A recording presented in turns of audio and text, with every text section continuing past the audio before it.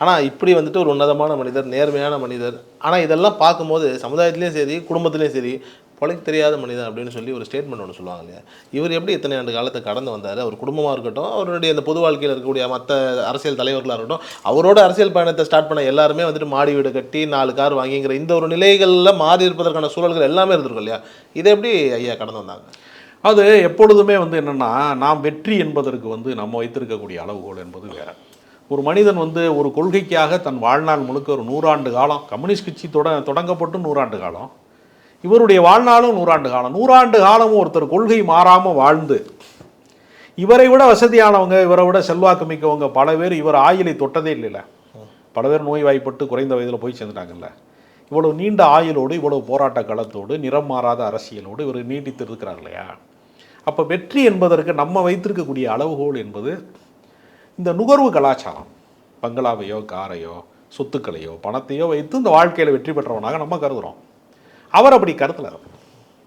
அவர் ஒரு துறவியை போன்றவர். அந்த மனநிலை அவருக்கு இருக்கிறதுனால மன நிறைவு தான் செல்வம். என் மனசுக்கு இது சந்தோஷமாக இருக்குது, இந்த வேலையை செய்கிறேங்கிறது தான் உண்மையான வெற்றியை தவிர, நான் எல்லா பணத்தையும் வச்சுக்கிட்டு இப்போ நம்ம ஒரு தலைமாட்டில் பணத்தை வச்சுட்டு படுத்து கிடக்கிறேன், வேணா தூக்கிட்டு போயிடுவானு ராத்திரி பூரா கண்ணு முழிச்சு ஒரு பயணத்தில் இருக்கிறோம், நிம்மதி போயிடுதுல. அதனால் இந்த உலகத்தில் பிறருக்காக, மனித குலத்திற்காக, சுரண்டலுக்கு எதிராக, சாதி ஒடுக்குமுறைக்கு எதிராக அவர் தென் மாவட்டத்தில் சாதி கலவரம் நடக்கிற போது பாப்பாரப்பட்டி, கீரிப்பட்டியில் தலித் தலைவர்கள் பஞ்சாயத்து தலைவராக கூட ஆக முடியாத சூழல் இருக்கிற போது 4000 பேரை திரட்டி உண்ணாவிரதம் இருக்கிறார். கள போராட்டத்தில் தான் அவர் அவருடைய 80வது வயதுக்கு பின்பு, 86வது வயதில் தாமிரபரணி ஆற்றுல மணல் அள்ளுறாங்க, மணல் கடத்துறாங்க, நீர் ஆதாரம் கெட்டு போயிடும், நான் விடமாட்டேன் அப்படின்னு சொல்லி அதுக்கு எதிரான போராட்டத்தில் ஹைகோர்ட்டில் மதுரை நீதிமன்றத்தில் வழக்கு போட்டு வழக்கறிஞர் வச்சிடல, அவரே வாதாடுறாரு.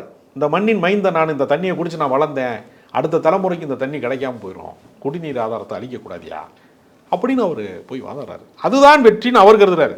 இது மாதிரி எத்தனையோ பெரிய பெரிய கோடீஸ்வரர்கள் இருக்காங்க, எத்தனையோ பெரும் பணக்காரர்கள்லாம் இருக்காங்க. அவர்களெல்லாம் வரலாற்றில் நிலைத்ததே இல்லையே.